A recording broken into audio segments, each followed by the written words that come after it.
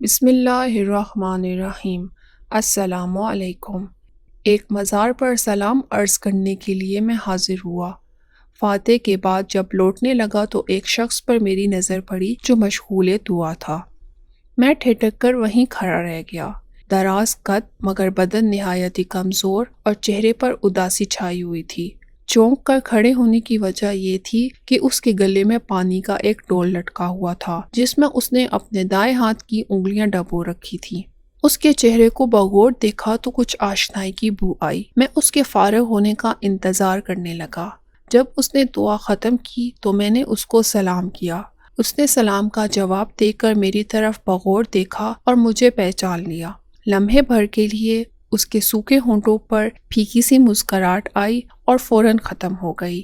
پھر حسب سابق وہ اداس ہو گیا۔ میں نے اس سے گلے میں پانی کا ڈول لٹکانے اور اس میں دائیں ہاتھ کی انگلیاں ڈبوئے رکھنے کا سبب دریافت کیا۔ اس پر اس نے ایک آہ سرد دل پردرد سے کھینچنے کے بعد کہنا شروع کیا، میری ایک چھوٹی سی پرچون کی دکان ہے۔ ایک بار میرے پاس آ کر ایک بھکاری نے دست سوال دراز کیا۔ میں نے ایک سکہ نکال کر اس کی ہتھیلی پر رکھ دیا۔ وہ دعائیں دیتا ہوا چلا گیا۔ پھر دوسرے دن بھی آیا اور اسی طرح سکہ لے کر چلتا بنا۔ اب وہ روز روز آنے لگا اور میں بھی کچھ نہ کچھ اس کو دینے لگا۔ کبھی کبھی وہ میری دکان پر تھوڑی دیر بیٹھ بھی جاتا اور اپنے دکھ بھرے افسانے مجھے سناتا۔ اس کی داستان غم سن کر مجھے اس پر بڑا ترس آتا۔ یوں مجھے اس سے کافی ہمدردی ہو گئی اور میرے درمیان اور اس کے درمیان ٹھیک ٹھاک یارانہ قائم ہو گیا۔ دن گزرتے رہے۔ ایک بار خلاف معمول وہ کئی روز تک نہ آیا۔ مجھے اس کی فکر لاحق ہوئی کہ ہو نہ ہو وہ بیچارہ بیمار ہو گیا ہے، ورنہ اتنے ناغے تو اس نے آج تک نہیں کیے۔ میں نے اس کا مکان تو دیکھا نہیں تھا، البتہ اتنا ضرور معلوم تھا کہ وہ شہر کے باہر ویرانے میں ایک جھونپڑی میں تنہا رہتا ہے۔ خیر میں تلاش کرتا ہوا بالآخر اس کی جھونپڑی تک پہنچ ہی گیا۔ جب اندر داخل ہوا تو دیکھا کہ ہر طرف پرانے چیتڑے بکھرے پڑے ہیں، ایک طرف چند ٹوٹے پوٹے برتن رکھے ہیں، الغرض در و دیوار غربت و افلاس کی افسانے سنا رہے تھے۔ ایک طرف وہ ایک ٹوٹی ہوئی چارپائی پر لیٹا کراہ رہا تھا۔ وہ سخت بیمار تھا اور ایسا لگتا تھا کہ اب جاں بھر نہ ہو سکے گا۔ میں سلام کر کے اس کی چارپائی کے پاس کھڑا ہو گیا۔ اس نے آنکھیں کھولی اور میری طرف دیکھ کر اس کی آنکھوں میں ہلکی سی چمک آئی۔ اپنے پاس بیٹھنے کا اشارہ کیا۔ میں بیٹھ گیا۔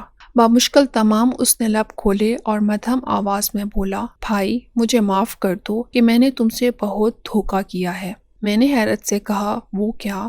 کہنے لگا، میں نے تم کو اپنے دکھ درد کے جتنے بھی افسانے سنائے وہ سب کے سب من گھڑت تھے، اور اسی طرح کی گھڑی ہوئی داستانیں سنا سنا کر میں لوگوں سے بھیک مانگتا رہا ہوں۔ اب چونکہ بچنے کی بظاہر کوئی امید نظر نہیں آتی، اس لیے تمہارے سامنے حقائق کا انکشاف کرتا ہوں۔ میں متوسط الحال گھرانے میں پیدا ہوا، شادی بھی کی، بچے بھی ہوئے۔ میں کام چور ہو گیا اور مجھے بھیک مانگنے کی لت پڑ گئی۔ میری بیوی کو میرے اس پیشے سے سخت نفرت تھی۔ اس سلسلے میں ہمارے درمیان اکثر لڑائی ہوا کرتی تھی۔ رفتہ رفتہ بچے جوان ہوئے۔ میں نے ان کو اعلیٰ درجے کی تعلیم دلوائی تھی۔ ان کو بڑی بڑی ملازمتیں مل گئیں۔ اب وہ بھی مجھ پر خفا ہونے لگے۔ ان کا پہم اصرار تھا کہ میں بھیک مانگنا چھوڑ دوں، لیکن میں عادت سے مجبور تھا۔ مجھے دولت سے بے حد پیار تھا اور بغیر محنت کے آئی ہوئی دولت کو میں چھوڑنا نہیں چاہتا تھا۔ آخر کار ہمارا اختلاف بڑھتا گیا اور میں نے بیوی بچوں کو خیر بات کہہ کر اس ویرانے میں جھونپڑی آباد کر لی۔ اتنا کہنے کے بعد اس نے چیتروں کے ایک ڈھیر کی طرف جو جھونپڑی کے ایک کونے میں تھا اشارہ کرتے ہوئے کہا کہ یہاں سے چیتڑے ہٹاؤ، اس کے نیچے تمہیں 4 بوریاں نظر آئیں گی، ان میں سے ایک بوری کا منہ کھول دو۔ چنانچہ میں نے ایسا ہی کیا۔ اس نے جوں ہی بوری کا منہ کھولا تو میری آنکھیں پھٹی کی پھٹی رہ گئیں۔ اس پوری بوری میں نوٹوں کی گڈیاں تہ در تہ رکھی ہوئی تھی اور یہ ایک اچھی خاصی رقم تھی۔ اب وہ بھکاری مجھے پر اسرار لگ رہا تھا۔ کہنے لگا، یہ 4 بوریاں اسی طرح نوٹوں سے بھری ہوئی ہیں۔ میرے بھائی دیکھو، میں نے تم پر اعتماد کر کر اپنا سارا راز فاش کر دیا ہے۔ اب تم کو میری وصیت پر عمل کرنا ہوگا، کرو گے نا؟ میں نے حامی بھر لی تو کہا، دیکھو میں نے اس دولت سے بڑا پیار کیا ہے، اسی کی خاطر اپنا گھر بار چھوڑ کر ادھر آ گیا ہوں۔ نہ کبھی اچھا کھایا، نہ عمدہ لباس پہنا، بس اس کو دیکھ دیکھ کر خوش ہوتا رہا۔ پھر تھوڑا رک کر کہا، ذرا نوٹوں کی چند گڈیاں تو اٹھا کر لے آؤ کہ انہیں تھوڑا پیار کر لوں۔ میں نے بوری میں سے چند گڈیاں نکال کر اس کی طرف بڑھا دی۔ اس کی آنکھوں میں ایک دم چمک آ گئی اور اس نے اپنے کانپتے ہوئے ہاتھوں سے انہیں لے لیا اور اپنے سینے پر رکھ دیا اور باری باری چومنے لگا۔ ہر ایک گڈی کو چومتا اور آنکھوں سے لگاتا جاتا اور کہتا جاتا کہ میری وصیت خاص وصیت ہے اور اس کو تمہیں پورا کرنا ہی پڑے گا، اور وہ یہ ہے کہ میری زندگی بھر کی پونجی یعنی 4 نوٹوں کی بوریوں کو تمہیں کسی طرح بھی میرے ساتھ دفن کرنا ہوگا۔ میں نے وعدہ کر لیا۔ وہ نہایت حسرت کے ساتھ نوٹوں کو چوم رہا تھا کہ اچانک اس کے حلق سے ایک خوفناک چیخ نکل کر فضا کی پہنائیوں میں گم ہو گئی۔ میں خوف کے مارے تھر تھر کانپنے لگا۔ اس کا نوٹوں والا ہاتھ چارپائی کے نیچے کی طرف لٹک گیا، نوٹ ہاتھ سے گر پڑے اور سر دوسری طرف ڈھلک گیا اور اس کی روح پرواز کر گئی۔ میں نے جلدی اپنے آپ پر قابو پا لیا اور اس کے سینے وغیرہ سے اور نیچے سے بھی نوٹ اکٹھے کر کے اس بوری میں واپس ڈال دیے۔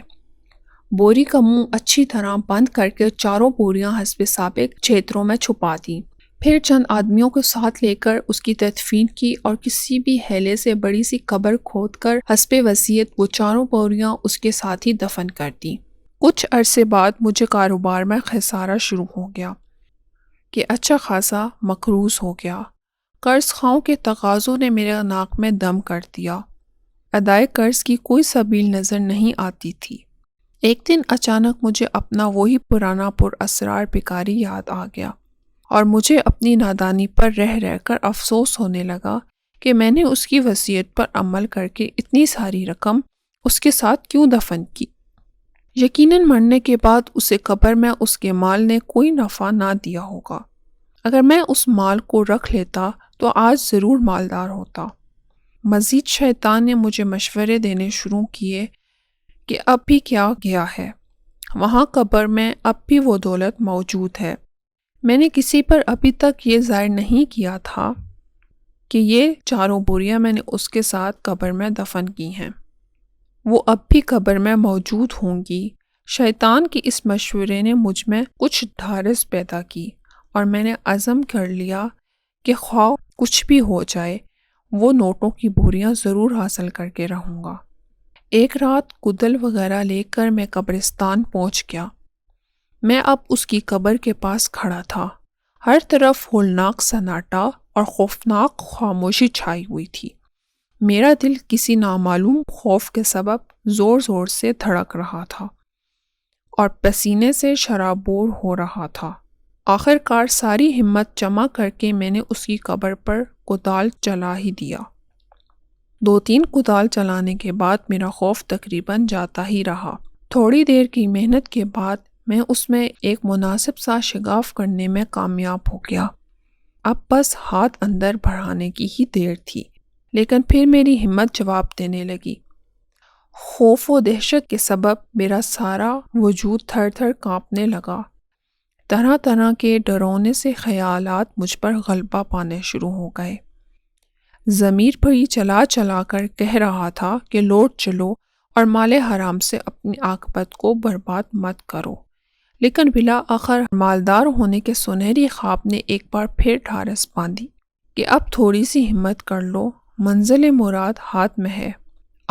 دولت کے نشے نے مجھے انجام سے بالکل غافل کر دیا اور میں نے اپنا سیدھا ہاتھ قبر کے شگاف میں داخل کر دیا۔ ابھی بوری ٹٹول ہی رہا تھا کہ میرے ہاتھ میں انگارہ آ گیا۔ درد و کرب سے میرے منہ سے ایک زوردار چیخ نکل گئی اور قبرستان کے بھیانک سناٹے میں گم ہو گئی۔ میں نے ایک دم اپنا ہاتھ قبر سے نکالا اور سر پر پاؤں رکھ کر بھاگ پڑا۔ میرا ہاتھ بری طرح جھلس چکا تھا اور مجھے سخت جلن ہو رہی تھی۔ میں نے خوب رو رو کر بارگاہ خداوندی میں توبہ کی کہ میرے ہاتھ کی جلن ختم ہو جائے، لیکن میرے ہاتھ کی جلن نہ گئی۔ اب تک بے شمار ڈاکٹروں اور حکیموں سے علاج بھی کرا چکا ہوں، لیکن ہاتھ کی جلن نہیں جاتی۔ ہاں، انگلیاں پانی میں ڈبونے سے کچھ آرام ملتا ہے۔ اسی لیے ہر وقت اپنا دایاں ہاتھ پانی میں رکھتا ہوں۔ اس شخص کی یہ رقت انگیز داستان سن کر میرا دل ایک دم دنیا سے اچاٹ ہو گیا۔ دنیا کی دولت سے مجھے نفرت ہو گئی اور بے ساختہ قرآن عظیم کی یہ آیات مجھے یاد آ گئیں، جس کا ترجمہ کچھ یوں ہے: اللہ کے نام سے شروع جو نہایت مہربان رحم والا ہے۔ تمہیں غافل رکھا مال کی زیادہ طلبی نے یہاں تک کہ تم نے قبروں کا منہ دیکھا۔ مال کی محبت نے کس قدر تباہی مچائی۔ بھکاری اپنے مال حرام کو چومتے چومتے مرا اور اس کا دوست اس مال حرام کو حاصل کرنے گیا تو اس مصیبت میں پڑ گیا۔ اللہ اس پر اسرار بھکاری اور اس کے دوست کے گناہوں کو معاف فرمائے اور ان دونوں کی بے حساب مغفرت کرے، اور یہ دعائیں ہم گنہگاروں کے حق میں بھی قبول فرمائے۔